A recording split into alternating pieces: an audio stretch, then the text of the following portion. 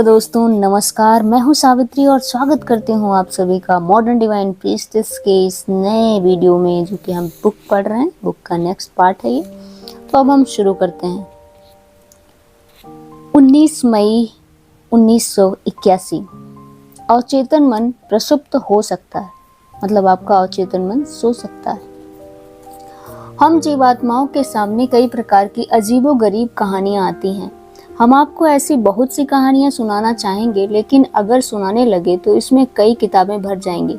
इसीलिए हमने कुछ ऐसी कहानियां चुनी हैं जो आपकी दुनिया में रहने वाले लोगों की प्रकृति को दर्शाती है।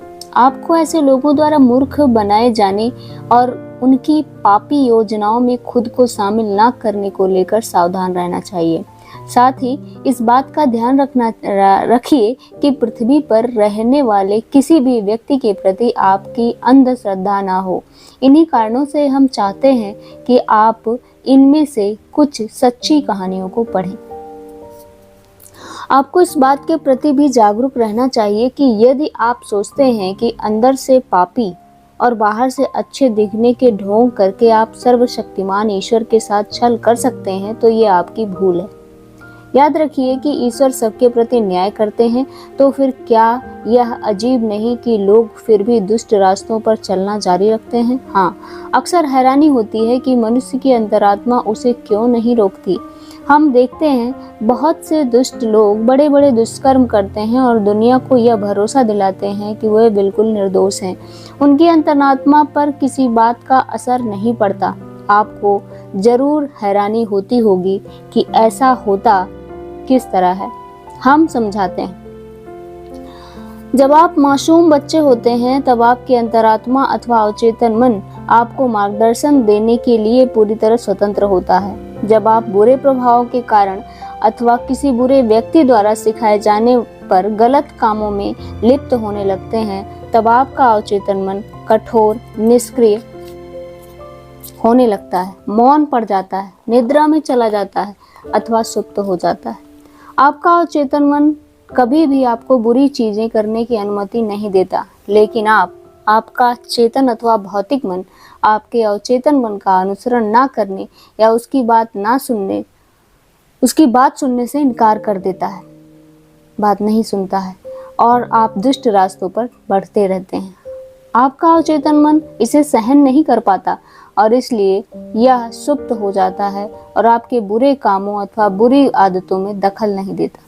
मान लीजिए आप छठे या सातवें जैसे किसी उच्चतर लोक में हैं, तो आपका अवचेतन मन कभी भी आपको एक सीमा से आगे गलत करने नहीं देगा। जो ही आप एक सीमा से बाहर जाने लगते हैं, यह आपको उसकी जानकारी देता है और यदि आप उसका कहा नहीं सुनते, अर्थात यदि आप खुद को सुधार नहीं लेते, तो अवचेतन मन सर्वशक्तिमान ईश्वर से आपको जीवात्मा जगत में लौटने की अनुमति के लिए विनती करता है। छठे और सातवें लोक की आत्माएं कभी भी पहले, दूसरे या तीसरे लोक में नहीं जाती। इसका अर्थ है कि वे एक सीमा तक ही गलत कर सकती हैं, उससे आगे कभी नहीं। छठे और सातवें लोकों की आत्माओं के अवचेतन मन सतर्क होते हैं, जिससे वे कभी भी यथाक्रम चौथे अथवा पांचवें लोक से नीचे नहीं जा सकती।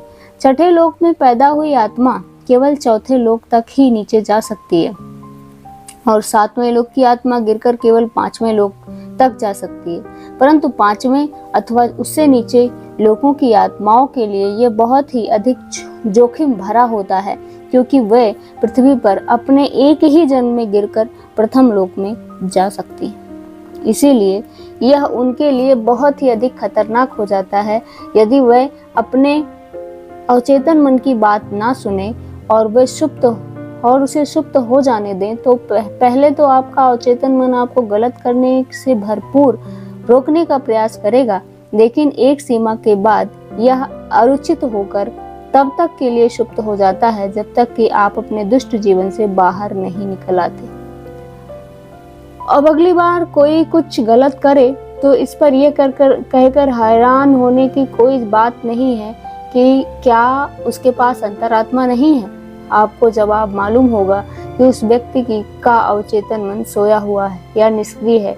मैं इसे फिर से कहूँगा, पांचवें अथवा उससे नीचे लोगों की आत्माओं की यह समस्या है यह समस्या ऐसी है कि आपके जीवन को सैकड़ों वर्षों तक बर्बाद कर सकती है और आपको भयानक कष्टों का सामना करना पड़ सकता है। क्या ये अच्छा नहीं होगा कि आप अपनी अंतरात्मा के खिलाफ ही ना जाएं?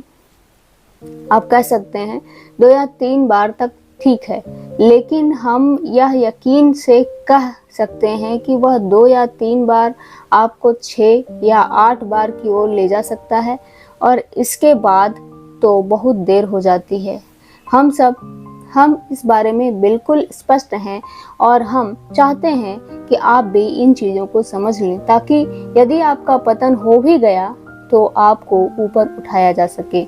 यदि आपका अवचेतन मन वर्तमान में सुप्त है और आप गलत काम कर रहे हो, तो हमें यकीन है कि आप में इतनी बुद्धिमानी जरूर है कि आप सही और गलत की पहचान कर सकें। गलत रास्ते पर चलना बंद कीजिए। सर्वशक्तिमान ईश्वर से प्रार्थना कीजिए कि वह आपके सोए हुए अवचेतन मन को एकाग्रता और ध्यान के जरिए जगाने में आपकी मदद करे। इसका अनुसरण रोज करें, लेकिन सूर्योदय से लेकर सूर्यास्त के बीच ही। सूर्यास्त के बाद ऐसा ना करें। 2 मिनट के लिए ईश्वर से प्रार्थना करें और फिर सर्वशक्तिमान ईश्वर से अपने सोए हुए अवचेतन मन को जगाने के लिए मदद करें।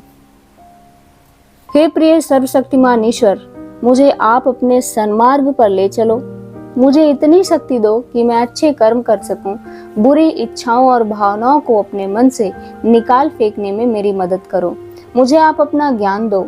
अपने प्रकाश से रोशन राह दिखाओ। मुझे अपने अवचेतन मन को जगाने में मदद करो, ताकि यह मुझे कभी गलत ना करने दे। हे सर्वशक्तिमान ईश्वर, कृपया मेरी मदद करो। यह प्रार्थना कर लेने के बाद अपने मन से सारे विचारों से मुक्त और पूरी तरह कोरा कर लें। मन शांत और हल्का कर लें। कोई भी विचार आपके दिमाग में ना आए। केवल 1 मिनट के लिए यह पूरी तरह कोरा होना चाहिए, शांत होना चाहिए। यदि आप 1 मिनट से अधिक अपने मन को कोरा रखते हैं तो किसी नकारात्मक अवकाशी आत्मा द्वारा आपको हानि पहुंचाई जा सकती है। ऐसा करने से आपको बहुत फायदा होगा। एकाग्रता और ध्यान के बाद ईश्वर को धन्यवाद दें और अपने दैनिक कामों में लगें। आप निश्चित रह सकते हैं कि इससे आपको बहुत फायदा पहुंचेगा। इससे आपको धन दौलत अथवा सांसारिक सफलता तो नहीं मिलेगी, लेकिन आप शांत, बेफिक्र और खुश रहेंगे। सबसे बड़ी बात कि इससे आपका अवचेतन मन विकसित होगा, जिससे आप उच्चतर आध्यात्मिक स्तर तक प्रगति कर पाएंगे। Thank you so much.